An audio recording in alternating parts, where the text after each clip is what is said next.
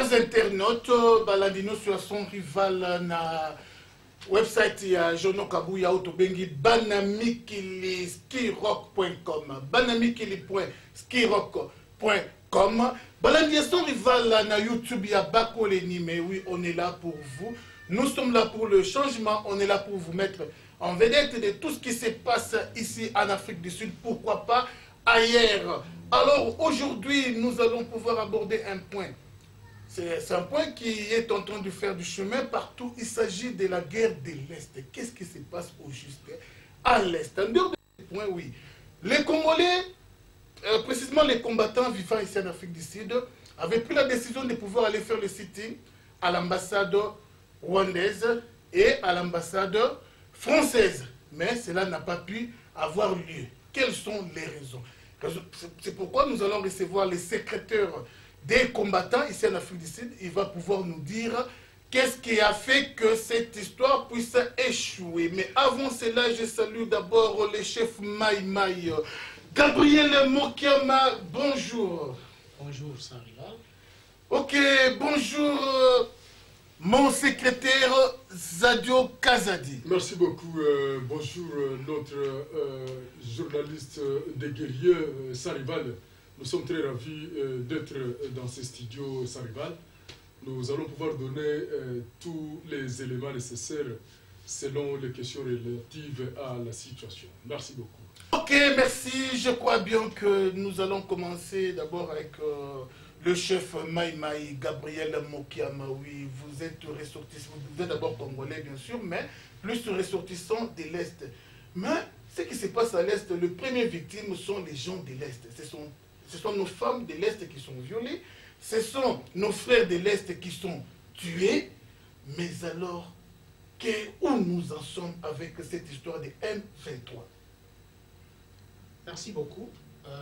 Je vais donner plus d'éclaircissement. Je disais, je vais donner beaucoup plus d'éclaircissement sur les origines des conflits à l'Est. Comme vous le savez, vous tous, que nous avons été colonisés par la Belgique. Et vers les années 1960, on nous a promis la souveraineté tant nationale qu'internationale. Ils nous ont dit que nous avons été indépendants. Et après l'indépendance, il y a Joseph Kasavubu qui a été comme président. Et M. Emery Patrice Lumumba qui était le premier ministre. Vu les tendances nationalistes de Lumumba, il a été trahi par ses frères, notamment Mobutu et les autres. Les Occidentaux l'ont éliminé. La Belgique a promis à Mobutu le pouvoir et il en a fait 32 ans en République du Zaïre pendant ce temps. Et vers les 5 premières années de son pouvoir, les Belges l'ont observé et ils ont très vite remarqué que lui aussi commençait à abonder dans le même sens que Lumumba, qui avait été sacrifié. Il commençait à abonder dans les tendances nationalistes. C'est ainsi que les Belges, je le répète, les Belges lui ont imposé M. Bisengimana, le Nilotique Tutsi rwandais, qui est à l'origine de tout ce qui se passe chez nous, comme étant son directeur de cabinet. C'est là où a commencé l'infiltration dans toutes les institutions congolaises. Alors, Bisengimana, lui, son rôle, c'était quoi? Faire la police de la Belgique à l'égard de M. Mobutu afin de protéger ses intérêts. Il était là pour protéger les intérêts de la Belgique. Après la chute de Mobutu, les Belges sont allés aux Nations Unies, ils sont allés solliciter les Américains, ils ont dit voilà, Mobutu est mort, il y a Kabila qui est au pouvoir, mais vous devez savoir que les Congolais sont encore distraits pour organiser leur pays. Nous devons profiter de cette occasion pour balkaniser ce pays. Il faut les disséminer en petits morceaux pour que nous ayons un peu plus d'ampleur sur les entités balkanisées. Et avant cette balkanisation, celui qui doit remplacer Mobutu doit être un autre nilotique. C'est ainsi que Paul Kanambe, qui est actuellement au pouvoir, aurait été choisi par les Belges pour continuer le même projet. Alors, ce qui se passe actuellement à l'Est n'est que le résultat d'une longue préparation, notamment par les Belges et les Américains, évidemment les Britanniques. Ce sont eux qui sont à la base de la balkanisation de notre pays que nous n'accepterons jamais et que nous n'acceptons pas.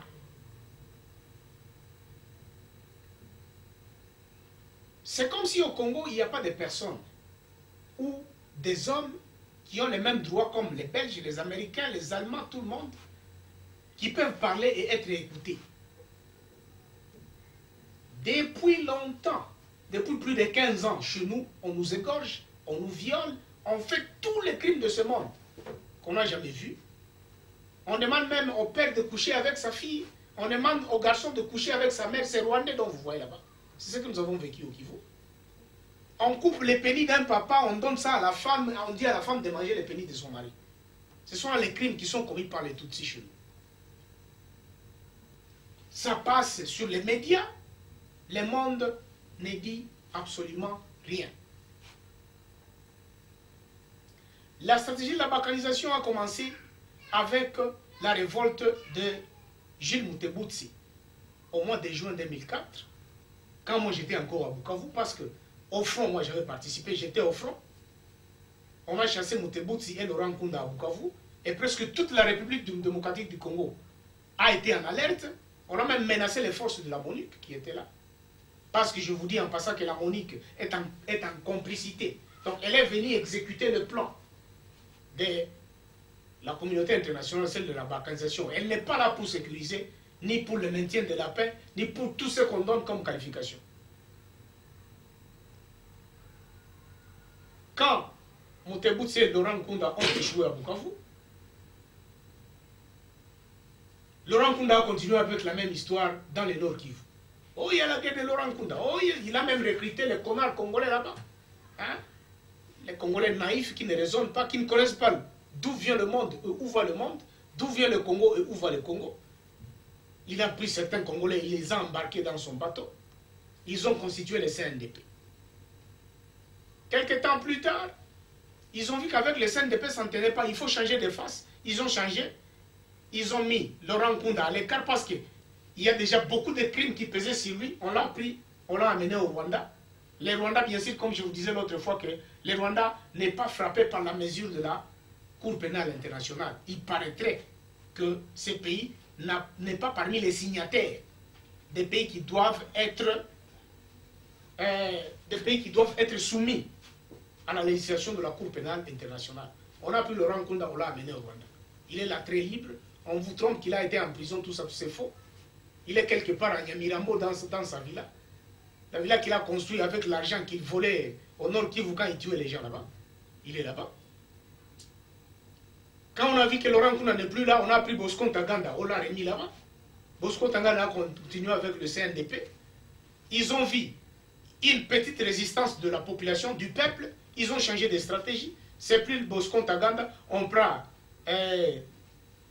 un certain Makenga, quelque chose comme ça. Le Makenga là, qui n'est pas un véritable Congolais, c'est aussi un Rwandais, qui est venu avec le M23.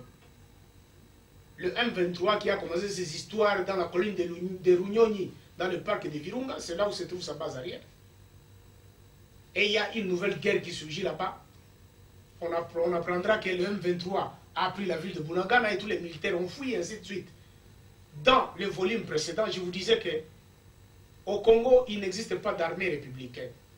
L'armée qui existe chez nous est une armée infiltrée de A à Z, c'est-à-dire à partir du soldat de première classe, à partir du recrue jusqu'au commandant suprême. L'armée est infiltrée. Et le secret de l'armée, c'est le commandement. Si le commandement n'est pas entre les mains des nationalistes, les étrangers feront tout. Parce que les secteurs au monde où règne la dictature, c'est l'armée. Dans l'armée, il n'y a pas de démocratie. Si vous êtes moins gradé, vous devez respecter les ordres qui vous sont intimés par votre plus gradé. Et c'est ce qui s'est passé à Bunagana. Les militaires qui étaient là-bas, les FARDC, on les a défalqués. On les a donné l'ordre d'abandonner Bunagana pour se débarquer en Ouganda. Ce n'est pas qu'on a tué Siré, on a fait... On vous dira qu'il n'y a personne qui était mort parmi ces gens. On les a demandé seulement de fuir. Parce que le commandement était entre les mains des Rwandais. Les M23 qui est à l'Est, c'est un arrangement de Kanambe, de Kagame et la communauté internationale. Qu'on ne vous trompe pas qu'il y ait une rébellion là-bas, ce n'est pas une rébellion. Ce sont toujours les processus de la balkanisation qu'on est en train d'échanger de face en face pour distraire le peuple congolais. Aujourd'hui, on aura appris que la MONUC a bombardé les positions de M23. Depuis quand? Qu'est-ce qu'ils attendaient pendant tout ce temps pour ne pas bombarder les M23? Ils savent là où ils sont, la base à Runyoni. S'ils veulent que cette rébellion n'existe plus, pourquoi n'en est pas allé bombarder là-bas? Kabila a récemment acheté des avions de guerre. Il n'y a même pas 3-4 mois. Ces avions sont à Kinshasa. Hein? Il a des pilotes de guerre qui ont toute la carte de la République démocratique du Congo. Pourquoi seulement ne pas mobiliser 2 avions pour aller larguer des bombes là-bas pour que cette rébellion disparaisse? Il ne peut pas faire ça. Il fait ce que nous les Balégas nous appelons Mokolo Kwetiansago Akunyanta Kumuzigi. Ça veut dire quoi? Vous savez le panier? Nous, chez nous en Kilega, on a l'habitude de porter des paniers quand on va dans la brousse. Et le panier a toujours une corde qu'on se sert pour soit porter ça au dos ou soit sur l'épaule. Et si cette corde-là est un peu allongée, vous êtes avec votre grand-père et vous dit, vous prenez ce panier, nous partons, nous voulons aller peut-être tendre les pièges en brousse. Dès que vous faites un pas et le grand-père qui met ses pieds sur la corde qui tient le panier, vous n'allez pas avancer. Vous ferez toujours le marquer les pas là-bas. C'est ce que les petits Kanambe est en train de faire avec les Congolais. Ah oui, ça fait mal. Oui, on continue. Voilà, c'est ce que je vous disais que tout ce qui se passe à l'Est, c'est une distraction toute faite. Je loue avec haute puissance l'acte que la population de Goma a commis pour la toute première fois depuis que cette histoire a commencé. Parce que nous, quand on s'est révolté à Bukavu, les gens de Goma croyaient que cette histoire ne peut pas arriver chez eux. Aujourd'hui, l'histoire est arrivée à Goma. Dieu merci parce que la conscience vous a pénétré. Vous vous êtes soulevés tous. Et moi, en tant que leader d'opinion de l'Est, partout vous me suivez. Au Congo, aux États-Unis, en Allemagne, en Australie, en Europe, partout vous me suivez. Je demande à toute la jeunesse de Goma, de Bukavu, de Kindu, de tout l'ex-Kivu en général, de ne pas accepter une quelconque bêtise qui sera encore manifestée par les Rwandais. Prenez les machettes, prenez le hou, prenez toutes sortes de sorcelleries que vous avez. Utilisez ça pour tuer les Rwandais. Ça, c'est notre pays et personne n'a le droit de venir faire ce qu'il veut dans ce territoire. Ça, c'est l'héritage de notre future génération. On n'a pas besoin de la balkanisation. Je demande à la population de dire non à l'envoi des troupes étrangères pour venir contrôler les Kivu. Ça sera la concrétisation de la balkanisation toute faite, selon les résolutions qu'on a prises à Addis Abeba récemment, là où Kanambe et Kagame sont allés discuter la question du Congo. Kanambe, comment il va discuter Kagame? Il est le président rwandais. Quelle est sa part dans la discussion du problème du Congo? Je vous demande de dire non. Demandez même à cette MONUC qui est la MONUSCO de partir. Cette MONUSCO n'a pas le sens d'être. Ça fait plus de 13 ans qu'elle est là-bas. Elle cherche toujours de statut en statut et il n'y a aucune résolution. Cette force étrangère qui viendra, ce sont seulement des voleurs qui viennent installer leurs usines d'extraction de gaz méthane dans le lac Kivu. Ils vont creuser de l'or, ils vont creuser du diamant, ils vont piller le pétrole. Merci Gabriel Mokiam, le leader d'opinion de tous les gens de l'Est. Je crois bien que quand moi j'interviens, homme du peuple, Je n'interviens pas seulement en qualité de l'homme du média, journaliste, parce que les gens disent que le journaliste doit être neutre, mais moi je ne peux pas être neutre parce que cette affaire nous concerne. Il s'agit de la République démocratique du Congo. C'est mon pays. Je dois prendre part de mon pays. Où a-t-on vu les journalistes français quand la France joue contre soit l'Italie? On a déjà vu les journalistes français être neutres. Ils soutiennent leur équipe, leur pays. Alors, le leader Gabriel Mokerma a lancé un appel à tous les ressortissants de l'Est qui sont partout dans le monde. Moi, j'ajouterais ceci. Vous savez, ceux qui sont au pays sont limités par les moyens financiers. Il n'y a pas moyen que tous les gens qui sont en diaspora d'envoyer quelque chose à leur famille qui sont au pays. Vous envoyez quelque chose pour qu'on achète des machettes. Vous envoyez quelque chose pour qu'on achète des couteaux, qu'on achète des lance-pierres, qu'on achète tous les instruments de défense. Je crois que ça sera mieux parce que j'aurais appris que la population est allée demander secours au gouvernement ou soit à la mairie à Kivu. Alors le gouvernement a refusé de pouvoir armer la population afin de bouter hors l'état, de nuire ces rebelles. Alors, Gabriel Mokerma, on va revenir là-dessus, mais avant cela, secrétaire Kazadi, on devait aller faire le sitting à l'ambassade de Rwanda. Mais pourquoi cela n'a pas pu avoir lieu? Ok, merci beaucoup à tous nos frères combattants et toutes nos sœurs combattantes pour la lutte noble dont nous nous avons laissé jusqu'à ce que nous puissions atteindre notre objectif, c'est la liberté du Grand Congo. Nous sommes la bureautique des combattants. Rendez-vous compte, par exemple, que toutefois qu'il y a une situation qui nécessite des contacts, c'est nous qui en avons la charge ou la responsabilité à main, et nous avons toujours fait ce qui est nécessaire à atteindre la fin. Mais aujourd'hui, tous nous sommes mécontents, nous sommes gênés, nous sommes fâchés de voir que nous avions été déçus, c'était à la dernière minute. Dans la tradition de marche sit-in que nous avons toujours réalisé dans ce pays, nous devons d'abord notifier la maison auprès de laquelle, le jour J, nous irons déposer notre mémorandum. Eh bien, cette maison va devoir donner un accord. Ça dépend. Il y en a qui peuvent parapher, comme pour signifier que nous sommes d'accord. Et nous allons ramener cette notification, cette copie signée par l'ambassade concernée. Nous allons retourner ça à la police diplomatique sud-africaine, c'est-à-dire la métropolis, qui va pouvoir prendre des mesures de sécurité le jour de l'événement pour qu'il n'y ait pas des agrégats. Eh bien, nous avons fait comme cela lorsque nous nous sommes rendus à l'ambassade du Congo. Nous l'avons fait aussi quand nous sommes allés à l'ambassade des États-Unis, le Union Buildings, etc.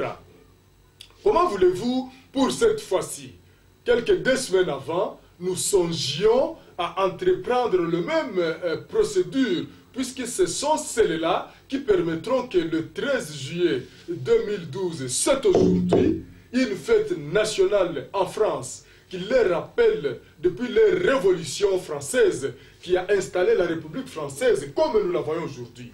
Nous leur avions signifié que nous sommes aussi un problème, nous les Congolais, et votre révolution a inspiré bien des États, plus aussi nous Congolais, nous avions été inspirés. La situation qui est chez nous nécessite la révolution, rien d'autre que ça.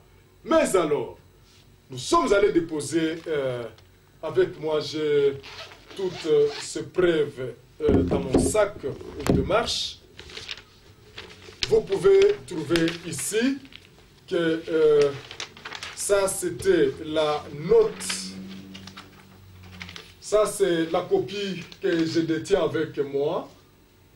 Pourquoi? Puisque l'original est quand nous parlons ici à l'ambassade française. Et la diplomate qui est sortie pour me recevoir ce jour que je suis allé déposer cet original. Elle a signé quelque part là-bas, elle a paraphé. Et ce sont ces signes qui mentionnent l'accord de cette maison concernée pour le jour de la remise du mémorandum. J'ai ici avec moi une copie qui a été déposée à l'ambassade rwandaise. Eh bien, une dame qui a été en charge de réception a signé ici pour donner son accord. Eh bien, j'étais dans l'obligation, comme je l'ai toujours fait, je le dis bien, de retourner avec tous ces accords au niveau de la police diplomatique sud-africaine ou la métropolis. Je devais leur présenter tous ces rapports-là. Et après cela, on devait s'asseoir à une réunion de sécurité pour qu'on puisse déterminer les mesures du jour J. C'est aujourd'hui le 13 juillet que nous avions envisagé nous rendre dans toutes ces deux ambassades. Mais très fort malheureusement, il s'est fait que la métropolis a ajourné sciemment cette réunion autour de laquelle on devait se dire des choses dont ils nous ont dites seulement dernièrement à un jour de notre journée. Arrivé à la journée là, quand nous étions pendant l'entretien, pendant la plénière, j'ai entendu des officiers qui disaient des choses dont jamais cela pouvait passer, en tout cas, à l'image à considérer. Rendez-vous compte, par exemple, que certains officiers disaient non, nous, les Congolais, nous ne pouvons pas leur accorder les accès aux marches, aux picketings, etc. L'unique raison est que lorsque nous les avons toujours donné ces opportunités-là, il y a beaucoup de dégâts qu'ils ont toujours commis. Et cela, c'est hors notre loi, les actes de notre loi, selon les us et coutumes dans les marches. Ils nous ont rappelé l'histoire du Parlement sud-africain à Cape Town. Qu'est-ce que nous, Congolais, on avait fait là-bas? Ils nous ont parlé de ce qu'on avait fait à Lutuli House. Ils nous ont parlé de, je ne sais pas quoi nous avions fait aux ambassades américaines et congolaises. Et ils ont parlé même de COP17 qui a eu lieu à Durban, comment leur président Zuma a été taquiné par nous Congolais. Alors, en référence de tout ce qu'ils ont cité là-bas, ils ont dit, bon, la conclusion c'est que nous ne pouvons pas vous donner les accès, l'autorisation de marché, ça c'est jusqu'à nouvel ordre.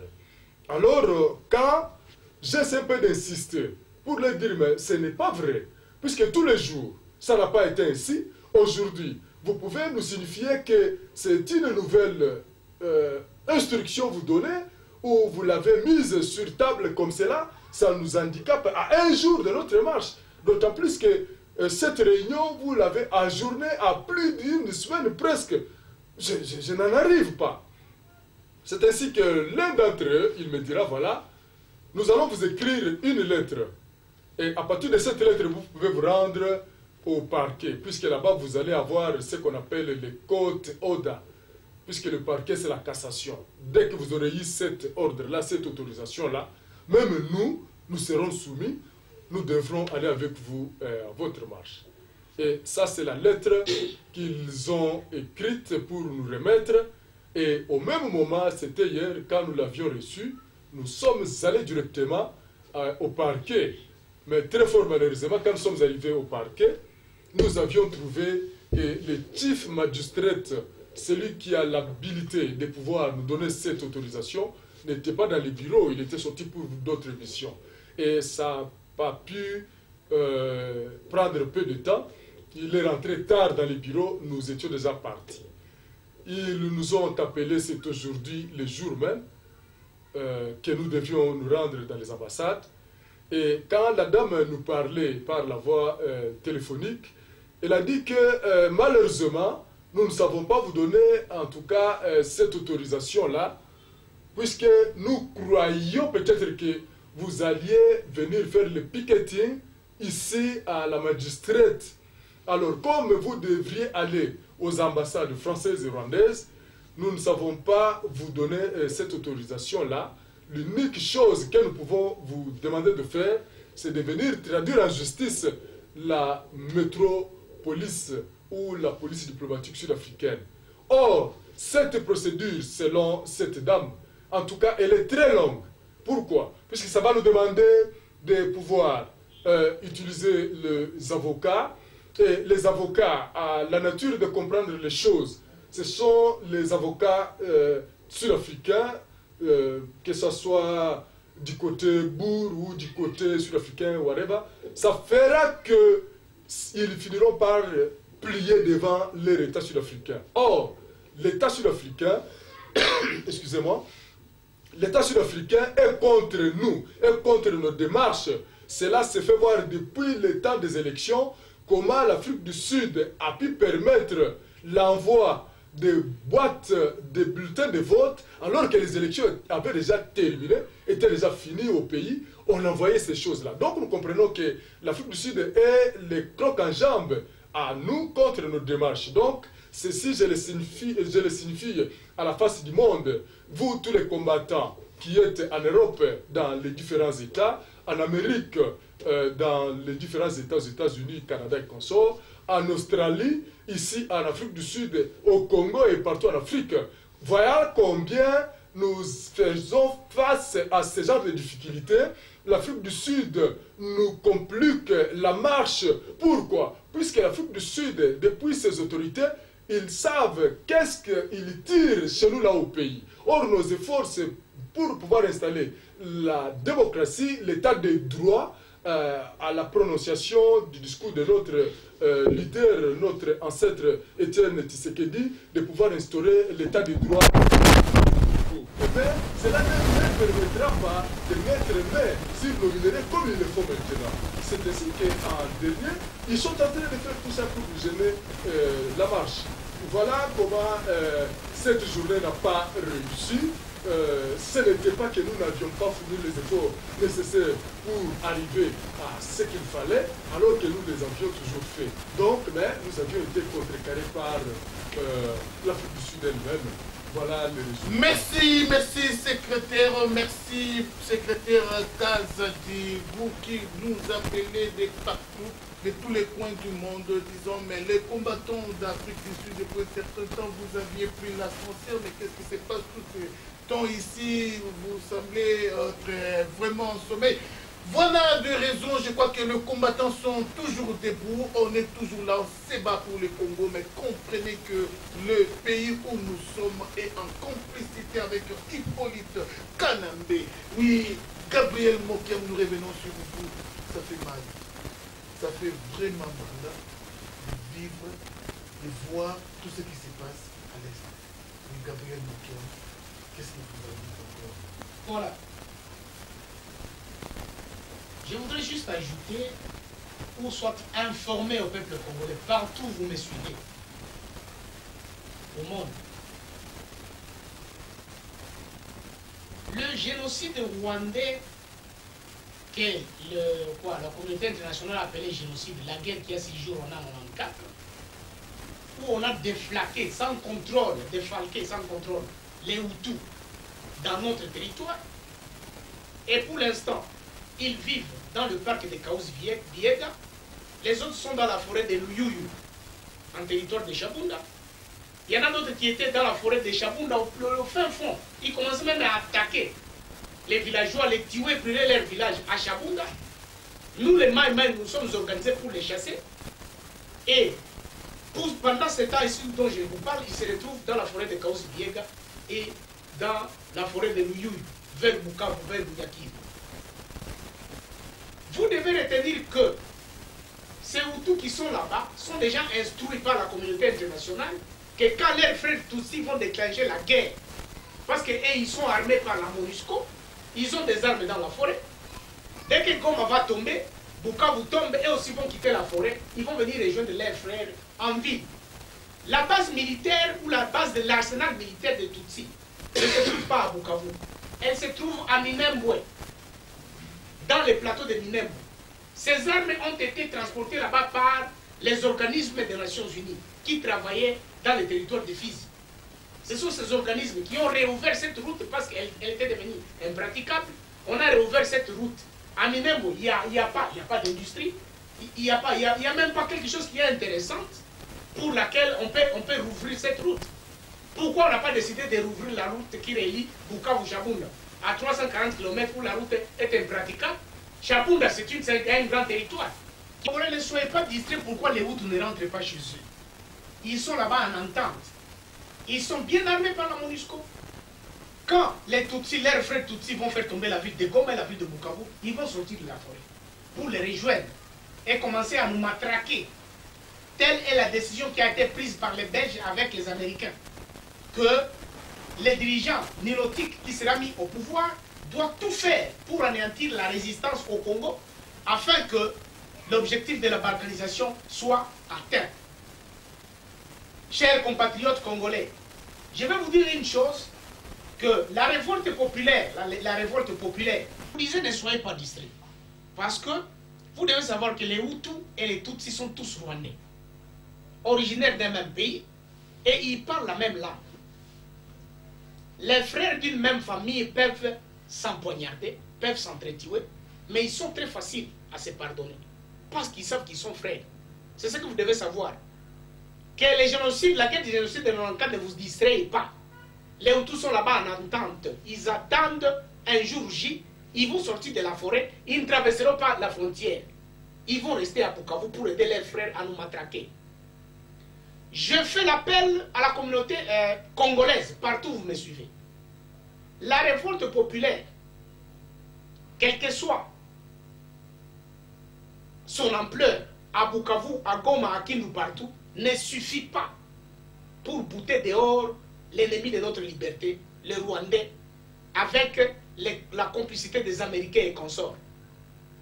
Le Congo n'a pas d'armée républicaine. La seule armée qui est là, c'est nous, les Maï Maï. Je vous le répète encore, c'est nous. Nous sommes prêts à sacrifier notre sang pour libérer ce pays. Et on ne peut pas libérer ce pays par la main ou par la bouche ou par des paroles. Nous sommes prêts. À la minute où je vous parle, nous sommes prêts. Votre soutien est vivement souhaité. Quand je parle de soutien, vous savez de quoi je parle. Partout où vous êtes, vous savez de quoi je parle. Nous avons besoin de la logistique militaire pour faire la guerre. C'est ce qui nous manque pour l'instant. C'est une histoire que tout le monde connaît. Le monde entier connaît que nous sommes en guerre avec le Rwanda. Nous devons combattre pour libérer notre pays. Je sais que partout où vous êtes, vous n'avez pas le courage de quitter là où vous êtes et rejoindre le front. Venez-nous en aide pour que nous mettions la fin à tout ce qui se passe comme des ordres chez nous. Quand le monde verra que le peuple se révolte, les Maïmaï se révoltent, tout le monde prend une position contraire à leur idéologie, même les États-Unis, ils seront obligés de changer leur face. Okay. Ça, c'est notre pays. C'est notre pays. Vous devez savoir que c'est notre pays. Que vous travaillez avec Kanambe ou avec qui ou avec les Rwandais, mais ça, c'est notre pays. Nyumbani ni nyumbani. Hata kama unaweza kuwa Ulaya, unakaa wapi Marekani sijue, jua kwamba nyumbani ni nyumbani. Hata kama umeshabadilisha uzalendo, unasema mimi siko tena Mkongomani na kuwa mtu wa South Africa, wanakupa vitambulisho vya Ufaransa, vya Ubelgiji, sijue nini. Jua kama nyumbani ni nyumbani. Nyumbani ni nyumbani, ni huko uliacha Kishina, ni huko watoto wako, wa babakuu, wa baba, wazazi. Tujikaze sana kusaidiwa, sisi wa Majimaji. Tujikaze sana kusaidiwa na nyinyi wa ndugu wetu, ili tupiganishe Wanyarwanda watoke katika nchi yetu. Kagame anajua hadithi yetu. Hatusahau. Na askari wake wote wanajua hadithi yetu, sisi wa Majimaji. Jinsi tunawatendeaka. Mukituunga mkono, vita vitakwisha. Hata Kanambe atakimbia Kinshasa. Je dis et je vous remercie. Merci beaucoup, le leader d'opinion de tous les gens de l'Est, le chef Maïmaï Gabriel Mokiama. Vous l'avez suivi, oui. Je demanderai à Monsieur Honoré Ngwanda, je demanderai au général Faustin Mounene, je demanderai à tous les leaders congolais qui sont en diaspora, l'heure est venue où on doit utiliser toutes les stratégies. Oui, Machiavel a dit tous les moyens sont bons. L'essentiel est d'atteindre les buts. Pourquoi ne pas aussi penser la stratégie à Bato Nzambala? Bato Nzambala, c'est vraiment important, l'heure est venue.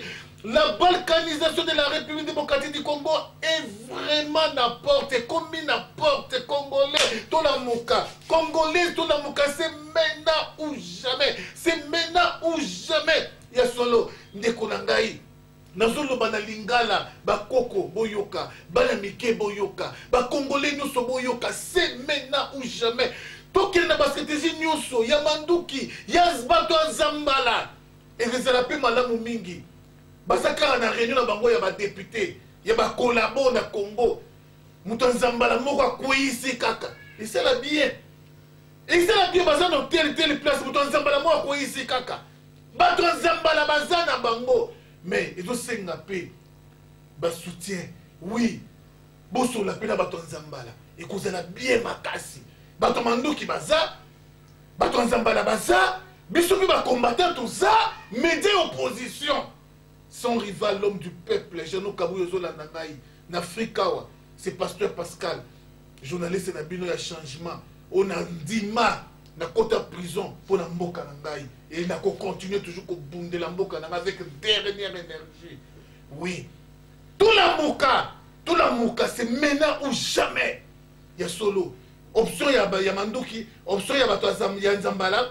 Option ba combattant si qu'on a quand un peuple paix mutunyo soit moi quelque chose à la famille nae basomba ba lance pierre basomba ba machette basomba ba coupe basomba nyonso Seigneur ba mono soit défense car aujourd'hui c'est Kivu ou Bukavu demain peut-être ça sera le Kasaï après-demain ça sera le Bandundu ou le Bakongo ti ba kokabola kamboka na biso teni toti kalabe maboko pamba secrétaire Kazadi qu'est-ce que vous en pensez car cette affaire concerne tous les Congolais si possible parler même na dialecte ya Congo de Colombie na Swahili ceux qui soit qui Congo de Chiluba de copé o ba yoka ki Congo ba yoka. OK, merci beaucoup. Et c'est Mwezali na mitema na biso pona mukola lelo tenenge na za ko signifier makambu puisque eza mukolo moko donc tozalaki ko s'attendre to sala vraiment moi action ya moto na ambassade ya Rwanda. Pourquoi? Puisque c'est ces petits pays là, c'est ces petits peuples là oyo esali cheval de bataille ya monde occidental. Ba latinde bango zoka bango bazali na force pesa ya côté le nabiso te. Et alors, ce mécontentement là, nous la signifions na mitema na biso puisque baboyeli biso mukolo yo. Lelo pesa ezalaki héros pesa déjà l'après-midi boye.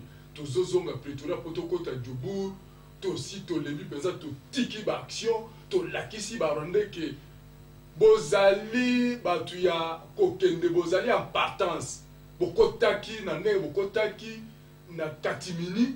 Mais tu découvrir bino sikoyo bozali banda mais en fait tu ko décourager na bisote momo ko nazana ngo pona ko yebisa bande konanga partout dans le monde ezali que tozali kaka guerrier en tout cas à l'embarana été à moi soki akufi mais d'autant plus qu'azali na terrain de guerre vraiment tozali kaka ah tozo yebisa baninga na biso bazola na biso bande na biso bala na biso ke na niveau ton allié en tant que secrétaire de la structure, tu peux changer le système. Mais, na ko bimisa on a écran boyete, tu allez na ba stratégie mogobu.